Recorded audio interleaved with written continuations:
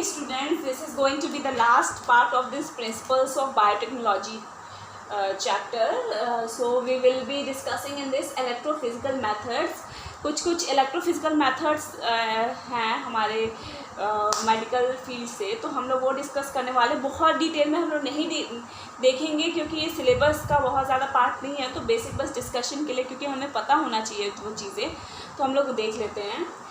देखो हम human being की एक टेंडेंसी होती है कि हमें बहुत क्यूरियोसिटी होती है कि हमारे बॉडी के अंदर क्या चीज़ें चल रही है, कैसी चीज़ें चल रही हैं, या हमें अगर कोई सर्दी खांसी हो रही है या कोई भी सिम्टम्स हमें शो हो रहा है, तो वो हमें कैसे पता चलेगा कि कौन सी बीमारी की वजह से हो रहा है या किस वजह से हो रहा है।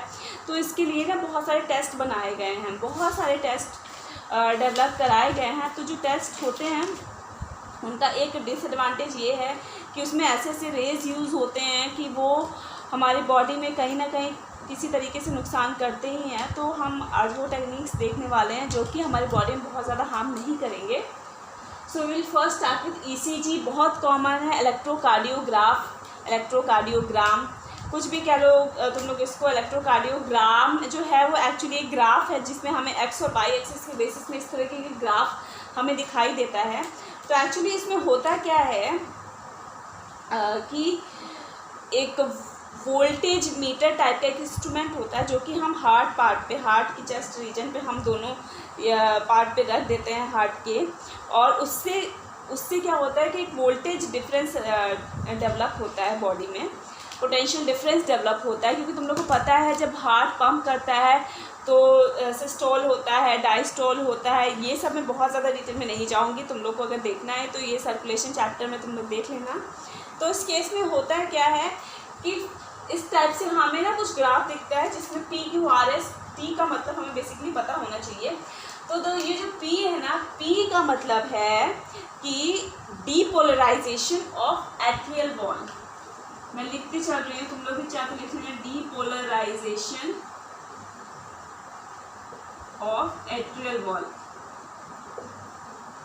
डीपोलराइजेशन यानी ये एट्रियल की वॉल है, अगर plus plus plus plus charge ऐसे, माइनस माइनस ऐसे है, तो ये क्या होगा, डीपोलराइज हो जाएगा, माइनस प्लस प्लस माइनस, इस तरीके से। मतलब चार्जेस जो है वो रिवर्स हो जाएंगे। QRS क्या डिपेक्ट करता है? QRS डिपेक्ट्स रीपोलराइजेशन, यानी जो पहले इस तरीके से हुआ था उसका वो वापस से ठीक हो गया, वो प्लस प्लस माइनस माइनस, यानी repolarization of atrial wall and depolarization of ventricular wall, यानी ये दोनों साथ ही साथ में प्रोसेस चलता है। तो QRS जो पहले डीपोलराइज हो गया था एट्रियल वॉल को, उसको रीपोलराइज करता है, प्लस डीपोलराइजेशन ही वेंट्रिकल वॉल का भी होता है इसमें। T में क्या होगा, रीपोलराइजेशन ऑफ वेंट्रिकल वॉल। तो बहुत इजी है, एट्रियल और वेंट्रिकल का बस पोलराइजेशन डीपोलराइजेशन ही हो रहा है। तो ECG जो है नॉर्मल पर्सन केस में इस तरीके से ग्राफ हमें दिखता है। अगर इसमें कोई भी मैनिपुलेशन हो रहा है, चेंजेस हो रहा है, that means there is a defect in the heart में ब्लड जो है वो प्रॉपर्ली फंक्शन नहीं कर पा रहा है। Okay, now coming on to EEG, इसको हम बोलते हैं इलेक्ट्रोइंसेफेलोग्राफी। इलेक्ट्रोइंसेफेलोग्राफी क्या है? जैसे कि हम ब्रेन को चेक करते हैं, मतलब जैसे कि हम हार्ट में चेक करते हैं कि पोटेंशियल डिफरेंस किस तरीके से काम कर रहा है जो जनरेट हुआ है, उसी तरीके से हम ब्रेन के चारों रीजन पे एक इंस्ट्रूमेंट टाइप का लगा देते हैं। जैसे फोरब्रेन हो गया, मिड ब्रेन रीजन पे, फ्रंटल लोब पे, राइटल लोब पे, टेम्पोरल, चारों लोब पे ना एक स्टिकिंग टाइप का लगा देते हैं जो कि पोटेंशियल डिफरेंस को मेजर करता है। तो वो पोटेंशियल डिफरेंस एक्चुअली चेक करता है कि हमारी ब्रेन जो है वो किस तरीके से फंक्शन कर रही है, कहीं हमें कोई बीमारी तो नहीं है। तो नॉर्मल कंडीशंस में जो ग्राफ आता है कुछ इस टाइप का आता है। जब हमारी आईज फंक्शन करती है, तुम लोग को पता है ना कि अगर किसी की आई फंक्शन नहीं कर रही है तो उसका ब्रेन और ही अच्छी तरीके से फंक्शन करता है और ज़्यादा सुपीरियर वे में काम करता है। तो अगर हमारी आई फंक्शन करे तो इस तरीके से ब्रेन काम करेगा, और आई अगर क्लोज या आई नहीं काम कर रही है तो इस कंडीशन में, और सोते वक्त जो ब्रेन है वो ज़्यादा कुछ काम नहीं करता तो वो रिलैक्स कंडीशन में कुछ इस टाइप का पाया जाता है।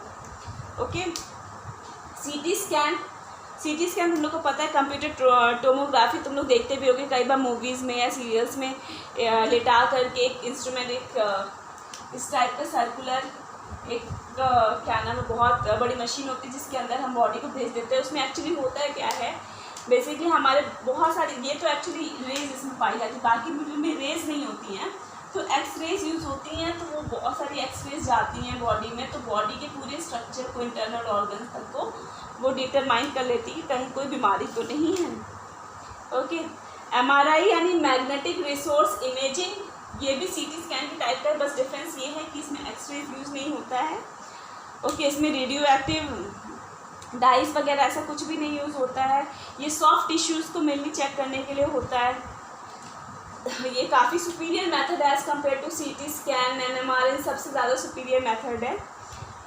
ये बेसिकली जैसे कि हम कह सकते हैं ना, हमारी बॉडी जो है वो वाटर से मिलके बनी हुई है, उसमें हाइड्रोजन होता है, ऑक्सीजन होता है, तो इंसान की बॉडी जो है वो मैग्नेट्स के बीच में, ये पावरफुल मैग्नेट्स के बीच में सेंड करते हैं, और कंप्यूटर की हेल्प से हम आइडेंटिफाई करते हैं कि स्ट्रक्चर किस तरीके का है।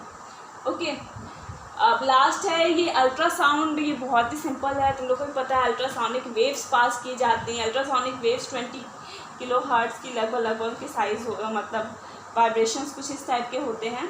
तो ये जो वेव्स हैं वो पास की जाते हैं हमारी बॉडी में, फिर चेक किया जाता है कि whether we have any disorder और नॉट। तो हार्ट, इंटरनल ऑर्गन चेक करने के लिए, जैसे हार्ट हो गया, किडनी हो गया, गॉल ब्लैडर हो गया, ये सारी चीज़ों को चेक करने के लिए अल्ट्रासाउंड वगैरह यूज़ होता है। तो बेसिकली मतलब ये तो लास्ट टॉपिक था इसका। ये बहुत, आई डोंट थिंक तुम्हारे सिलेबस में है भी, बट ये तुम लोग को चीज़ें पता होनी चाहिए कि कौन सी चीज़ें किस लिए फंक्शन करती है और क्या उसका बेसिक प्रिंसिपल है। ओके, इस चैप्टर में कोई भी डाउट हो तो तुम लोग मुझे बताना, मैं तुम लोग को क्वेश्चन आंसर्स कल भेजूँगी। तो hopefully you try that. If you have any doubt then please do message me. Okay, thank you, bye bye.